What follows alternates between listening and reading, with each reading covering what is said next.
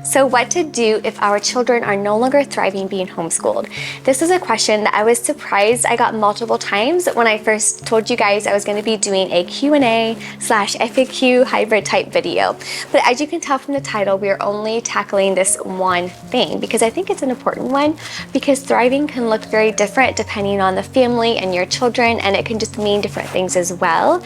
But before we jump into that, I'm going to go ahead and replace the word homeschool with some other things so you kind of get where I'm going with this. And so I would like to replace the word homeschool by saying, well, what are other people going to do is if their children are no longer thriving being public schooled? What are mamas going to do if their children are no longer thriving being in a homeschool co-op or a sports thing or a music thing? And what are we going to do as mamas if our children are no longer thriving? And then you fill in the blank. Like, how do we recognize that and what do we do? And I think as mamas, we can all agree that the mama's intuition is one of the best God-given things that we have honestly been blessed with, is we know when our children are off, we know when things are not working.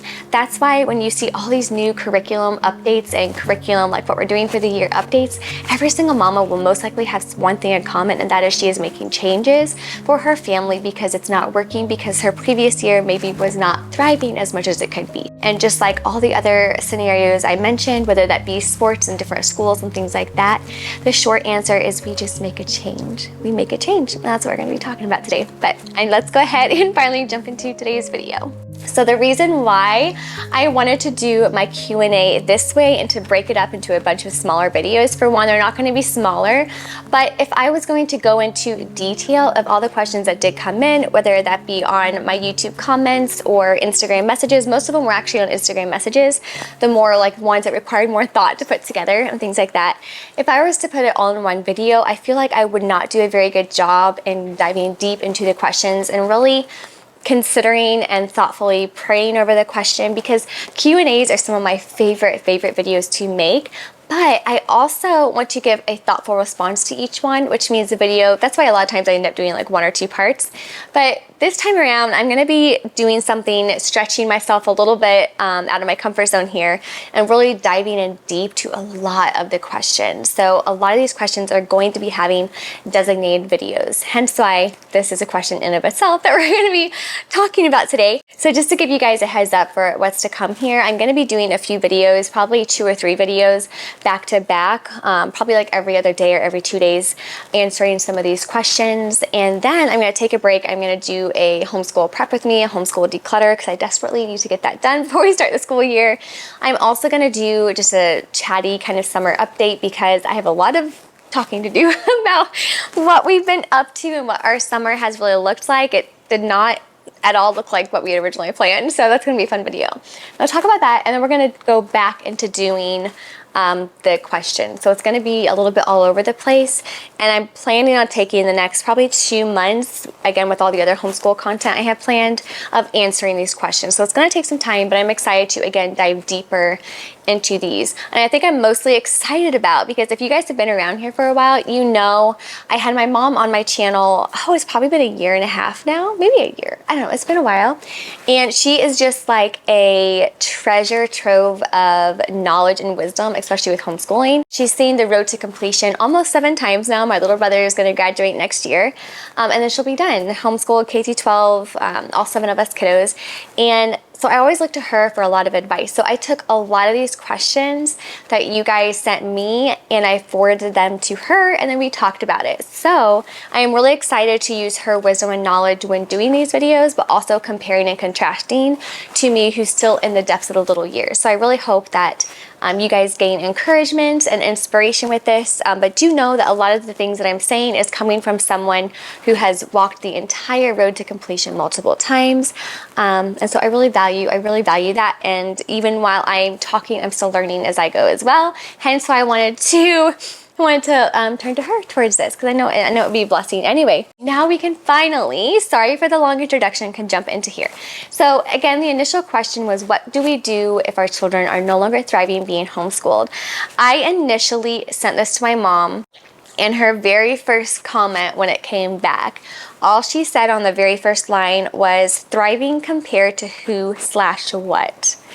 And I was like, oh my goodness, that is a wonderful perspective. Because when we think, and especially if I go back to when I was homeschooled and me homeschooling my kids, like thriving compared to who or what? Like who are we comparing ourselves to? Because a lot of the times as mama, when we think of, you know, whether or not we are thriving in our marriage or whether or not we are thriving in our children, whether or not we're thriving in our homemaking, our homeschooling, a lot of the times it can be because we're comparing ourselves to something. And that's particularly, especially when it comes to relationships, I think. Like when you see another couple be a certain way, you can compare like, well, our relationship must not be thriving if we are not like this. You can look at someone's homeschool and see how immaculate and beautiful and wonderful and rich it is and be like, well, our homeschool is not thriving because if we were thriving, it would look like this over here. So when her first initial response was, well, thriving compared to who or what? Like what are, because ultimately if you know you're not thriving, you have to have a comparison almost to know, well, what are we striving for? And I do believe that there's always should be a healthy mindset of like, you should always be striving for something more. We are called to have life and live it abundantly, right? We're called to thrive. And we should always be seeking to please and honor the Lord more in everything that we do, everything that we say. And so with the word thriving, I think again, it can mean a lot of different ways, but especially when it comes to homeschooling, is to really first initially ask ourselves, well, what are we really comparing it to when it comes to thriving? Like, why do we think that we're not thriving? Why do we think that we're not thriving to begin with? And I also want to say, and to remind every mom, and I had to remind myself of this as well, especially as I was kind of reflecting on what my mom was saying, is that every single person, every single relationship, every single home, homeschool, marriage, like you name it, every single thing is going to have a season where they are not thriving. But you are going to have seasons where we're not thriving. I think it's important to recognize that, to accept that, but to not also want to stay there, but to also be like, you know what? Just because we're not thriving right now does not mean we quit and throw in the towel. Just because my homeschool is not thriving right now does not mean it is not what is right. It just means that we need to make the changes. So the first thing she says is once you've gotten to the point of, okay, my homeschool is not thriving, I need to make a change. That's the number one thing. But the next thing is maybe you've hit the quote unquote red light zone. So once you've hit that red light zone, so for example, if you are doing a reading lesson or you're doing a math lesson and your child is in tears, you really want to, once you get to that point, you want to instantly stop. And she calls that the red light zone. When she just does this beautiful analogy on the different zones of music lessons on when to push and when to just stop. But when you've hit the no longer thriving, we're just crying tears and we're frustrated, mom is impatient, the children are again crying because they can't get a concept, that is 100% the red light zone. So in other words, she's saying back up and do not push to the point of frustration. Once you have pushed so much to where both the mama and the child are frustrated, that's when you need to make the change. And a lot of the times that change will come from us mamas because we think that we need to, again, be thriving along with the curriculum. We need to be doing everything on the timeline that we think that we should be without realizing that, well, sometimes in order to have a thriving homeschool means going at your child's own pace, or it might mean going a lot slower than what that curriculum might have us be doing. It might mean, like she said, the red light zone, where all of a sudden you realize, you wake up one morning and you get done with homeschool and you realize that the entire morning was just fighting and it was like trying to get them to concentrate, trying to get them to do the work. That would be the time to stop and then not even go a page farther in whatever curriculum that might be. And that is definitely what she would be considered a red light zone. Another thing that she mentioned was it's also possible that mothers, as we're homeschooling our children, the frustration of keeping up with everyone else is also impacting us and how we homeschool our children. A huge example of that would be even here, even me, even like in any other homeschool mom's channel, if you feel like you're not doing enough or being enough, a lot of that own frustration can be from our own doing, thinking that we need to be like someone else's homeschool, and our children need to be more advanced and their children need to know more math concepts at a certain age because, well, they are over here. So a lot of our thriving in our homeschool is again have to do with us mamas comparing our homes with others. And I think that's when the real thriving stops, because we cannot thrive when we're in the comparison game. And I do believe that that's when the enemy can sneak in and steal your joy. This is a little mini rabbit trail here, and I'm going to jump back on here in a minute. But when it comes to the enemy stealing our joy, once he steals your joy and once you stop being thankful for this certain season, I feel like a domino effect can happen. I just wanted to mention that the comparison with mamas, it can really take root in our heart and implant itself so deeply. to the point where we really do struggle and we no longer think that homeschool is thriving, when really we just need to notice the red light zone and just take a step back and be like, okay, we're gonna breathe, we're gonna slow down, and it's okay. It's okay. A couple of practical things that she gave for advice here. She's like, number 2, if you are in the red light zone and if you feel like your homeschool is no longer thriving, you need to shut your books. And for an entire week, you do nothing but read aloud. You read every single book you can get your hands on. Number 3 is going to go into the read alouds. You focus only on their interests just for that week or 2, depending on when they need to come back and then when they're ready to open up their books again. And focusing on their interests, this is a huge one, because if your child, yes darling, because with my 2nd grader, his reading took off when I put in front of him books that were like reptiles, amphibians, turtles, snakes, like anything like that. It just took off, and we had to close this was back when we were doing our just 100% CLE curriculum. He was doing really, really well, but reading wasn't something he was really looking forward to or excited about. And to me, I'm gonna wait for my clock to go off here. For me, that would be a homeschool mom's version of, oh, he's no longer thriving because he doesn't love he doesn't love reading. That might be to some as not thriving. To me, that just means we need to, again, make a change, because we're recognizing if he's not thriving in this area, and then we'll go back and forth with that here in a little bit. But that's when we just closed his CLE reading and we just did interest-based, and he just took off, and he just loves, he's reading well, very high above his grade level now. But that didn't mean just taking a step back, realizing, you know what, he's not really thriving in this area, and that's okay. But you adapt, you make a change, and all of a sudden he loves it. He's always reading, and I love that so much.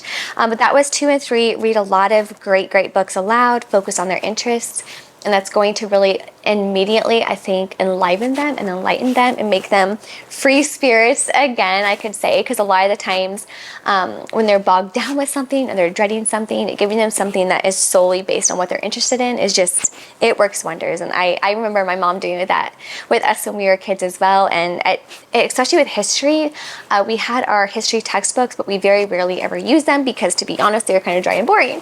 But when we were giving the novels and the I think it's American Heroes books, something like that. When we were giving those books, it just made everything come to life, and we loved it. So it's just like, again, making changes and adapting. Number 4 is to ask them very lovingly and directly if anyone has hurt them. A lot of times when our homeschool is no longer thriving, if our children are struggling, focusing, or paying attention, to get to the root issue is you can ask them, did mommy do something to offend you? Did I break your spirit somehow? Did I hurt your spirit somehow?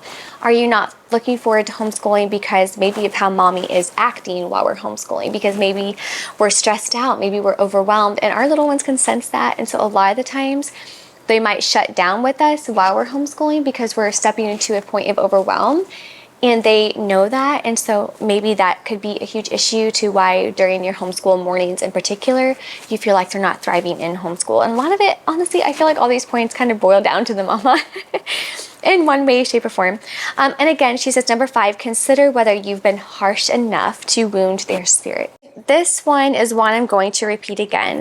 Consider whether you've been harsh enough to wound their spirit. And as I mentioned, and as she mentioned in the previous points, a lot of children can really shut down very quickly when they've been wounded with either words or with raised voices. And so one of the best things that we can do as mamas when it comes to our homeschool thriving, and this takes a lot of work, and if it's not a habit, it takes a very long time to break the habit of speaking gently, speaking calmly, especially during homeschool. And this is hard, especially for me. I came out of a season of like the tiny baby and the toddler, and trying to remain constant and consistent during homeschool was a challenge, because when my focus went from the little ones playing on the floor, everything is great, everything is wonderful, everything is happy, we're all playing together, and there'll be mornings where I'll be playing on the floor with my toddler, and she says, "Mommy, I need a snack, I need water." No problem, we'll get the snack and water. But for some reason, I feel like as homeschool mamas, and I've fallen into this as well, is when we start homeschool, all of a sudden that's our main focus and priority, is getting the lessons done. And whether that be learning together, we're reading together, anything like that, it's the same distractions that can sometimes all of a sudden we're frustrated, we're being interrupted and things like that, where little ones don't really separate that. They don't separate the home and the homeschool like mamas might for a moment or for a couple of hours or when lessons are being taught. So it's hard to go from remaining constant and consistent to fulfilling needs even while we're homeschooling, even while mom is doing this and even while mom is doing this over here, is to remain emotionally consistent so that way when we are jumping into homeschool, and even though yes, homeschool is a priority, we can still be consistent in how we're handling the distractions, if that makes sense. And I've noticed that too about myself is even though I have the same distractions when I'm not doing homeschool as I do with homeschool, I respond to them differently when I'm homeschool. And so I need to also work on that personally, is to make sure that it's not a distraction, first of all. It's like they're doing their God-given gift of relying on us, and God's given us the beautiful role of being the parent and to serve our children well and to steward them well. And so I think as homeschool mamas, and like she said, consider whether you've been harsh enough to wound their spirit. This is a challenging one, especially with homeschooling, because with homeschooling, you want the main focus to be the books and the lessons, and you don't necessarily think of everything else as being like priority, but to always keep on the forefront of our mind is the children are the priority, not necessarily the lessons. And so it kind of goes hand in hand. But I love what she said is consider whether you've been harsh enough to ruin their spirit, because once we realize that maybe we have, I think that will help us to know how to move forward with that one. So number 6, and this is one that my mom and I have actually talked about quite a bit, but that is, are we being enslaved by the curriculum? It might be too much for your child. This is another thing, and again, we've talked about this quite a bit between my mom and I as far as choosing different curriculums, choosing frustrations with curriculums, what we love things, what we don't. And again, since she has all the wisdom in this area, I go to her a lot, especially about how to tweak things, how to make a thriving homeschool, and things like that. But being enslaved by a curriculum, this is one where it kind of goes back to her first few points of making sure that when you're talking about a thriving homeschool, that it's not because that if you're not thriving, it's not because, well, you're just not getting enough done. It's when you think that you have to follow a strict guideline, a strict schedule. And even though as homeschoolers, we can talk all day how we have the freedom to like do it at our own pace and like learn as we go. But at the end of the day, like the curriculum does follow a certain amount of lessons and you want to try to get it done in a certain amount of time. So a lot of the times it's easy to let the curriculum flip the tables and let it be in charge of us instead of us using the curriculum best to our advantage. I think that's why I love the McGuffies so much, is because you can take an entire week on a lesson if you need to. However, you can also just do 1 a day. You can do 2 a week, 3 a week, wherever your child is at and whatever they need. That is how you can go at the pace. So with the McGuffies, it's more like skill based, so you're slowly building on a skill instead of doing the numbered lessons where you have to complete however many lessons in a year. And I don't know, I love the freedom and the true flexibility of using the McGuffies, but to be careful that the curriculum is not the one being the boss of you, because a lot of the times that can make us feel like we're not thriving is because we're not following a certain timeline. So I enjoyed that point, because again, we've talked about that one a lot. Another one is if you are in a point and in a zone, in a red light zone again, and you realize, okay, we're not thriving. Another thing, she's like, just 100% change up everything in your routine. Just change everything, because a lot of times we can fall into a slump a little bit, and this is every person, even in my homemaking, in my relationships, everything can kind of go like this if we're not kind of changing things up a little bit. And children are kind of like that as well. Like my children thrive off of consistency, they thrive off of routine. However, there are seasons where we just need to do something different for a little bit, and that's fine as well. So schedule a week of local field trips with friends, or change up the routine, things like that. And I would highly, highly agree, because even with me still being in the little years, it is harder for me to go out and do all the things, but even just a couple of times a week, we're going down to the river so the kiddos can look for their favorite critters. That is enough change in their routine to it just being new and exciting. It's something they look forward to. It's something that we can do together as a family. We can meet our friends there, or local like little nature co-op there, and it's a ton of fun. But to find things that you can do to just change up the routine completely, and to find a balance and a good place to bring your homeschool back up to being thriving. Another thing she says, and this has to do with switching out of routine and reading aloud and things like that, but she says to put all the books away and work on a life skill. This is probably one of my favorites because, as I mentioned in the beginning of the video, our summer went very differently than we had originally planned. We did not get as much work done as I had hoped when it comes to workbook things. And I think every mom probably goes into the school year thinking of all the things they have planned, and then when they look back, they're like, well, the summer flew out and we didn't do anything. Like, we didn't barely get anything done.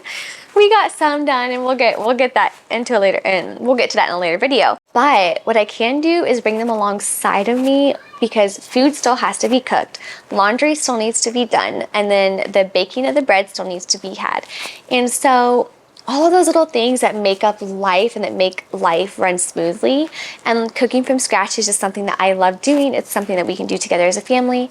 And so instead of making ourselves feel bad for not accomplishing a workbook or things like that, is to hone into a life skill, because life skills, guys, are so important, so important.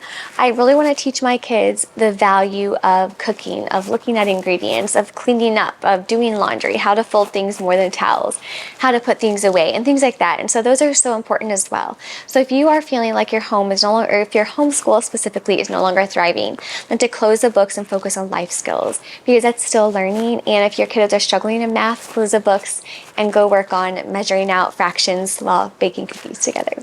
It's fun. We did that last week, and it was great because they saw fractions come to life, whereas before they've just been working with them on like slate boards and on their workbook. But to actually see it come alive with baking, whether it be liquid measurements or dry ingredients and stuff, it's just a ton of fun, and that's very valuable too. This is another one too that I highly agree with her on, and that is, if your homeschool is no longer thriving, is to give your child a clean and orderly environment.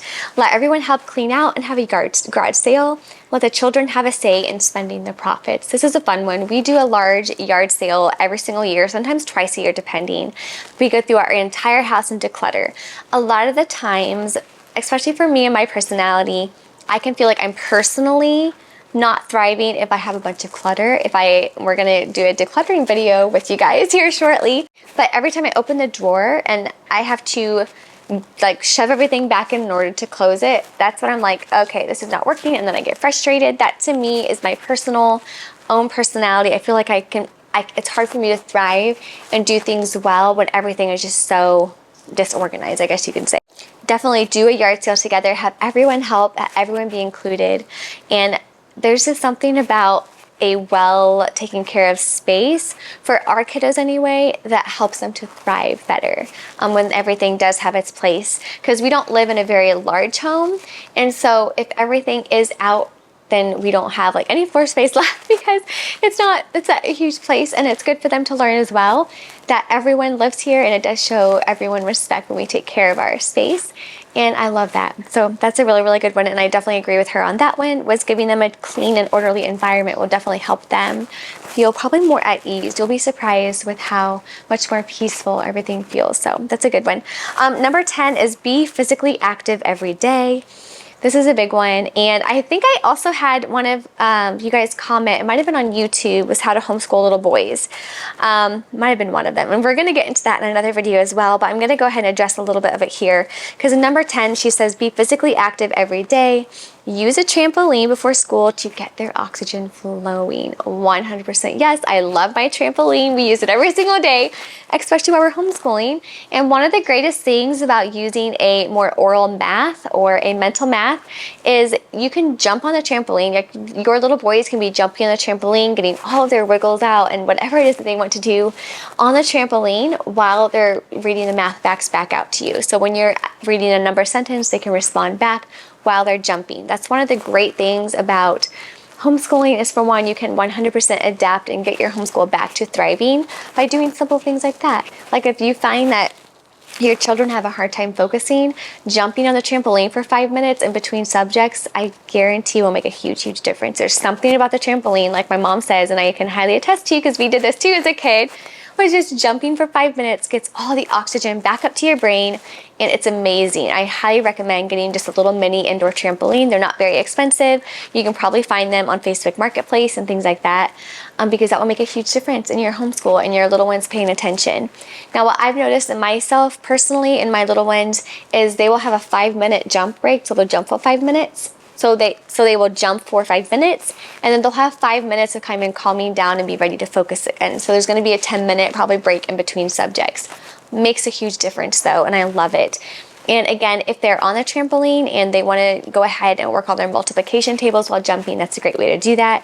But to think outside the box, because that's the beauty about homeschooling, is we don't have to be confined to any one standard or one type of one way of doing things. Like, get the trampoline out, have fun, and your kids will love it too. And her 2 biggest things, she saved the best for last.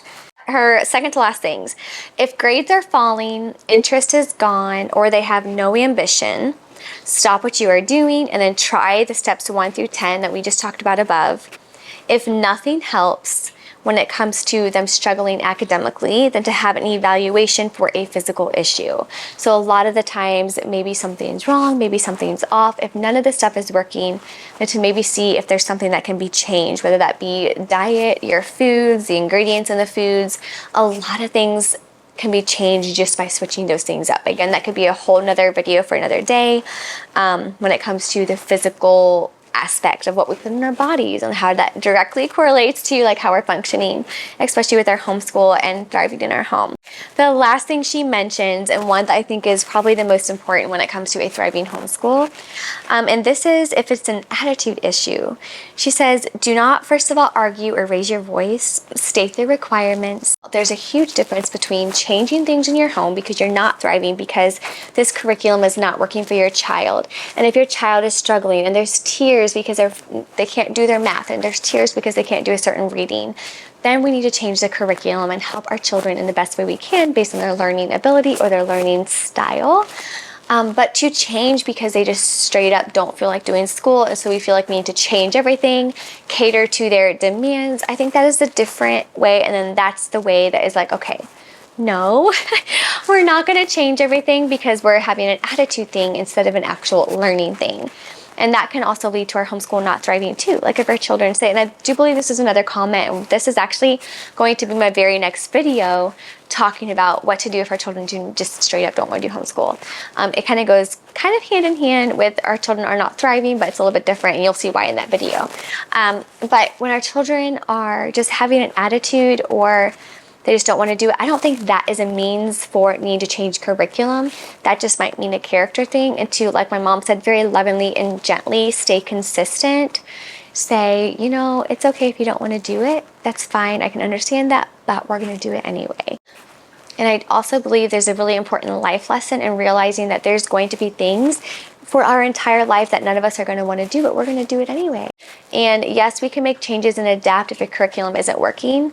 But if we're just struggling with an attitude, then that can be different. We're going to get into that in my next video. Well, guys, thank you so much for watching. I hope you enjoyed it. And again, a huge thank you to my mom who helped me kind of think through all of these things. I'm still learning alongside with you guys because I'm still in the little years. So having someone with the wisdom who's seen it through to completion and knows, what those days can look like, and knows and honestly has had many years. I even looking back, I know she's had many years of just seasons where I knew seeing her something was off and not working, but then seeing her change and adapt and bringing everyone back to a point of being a thriving family was very inspirational to me as a kid watching that, and it still is, being a homeschool mama now and seeing all the things that she went through, and I can look back at different eyes now at the things and the changes that she made. And sometimes when you're not thriving, again, it does not mean we quit.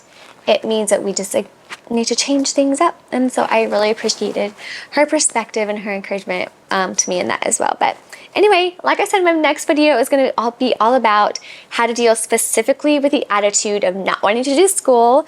I'm excited to tackle that one because it was a question I got multiple times as well. So that's going to be another designated video. But until then, I hope you guys have a great day and God bless. Bye, guys.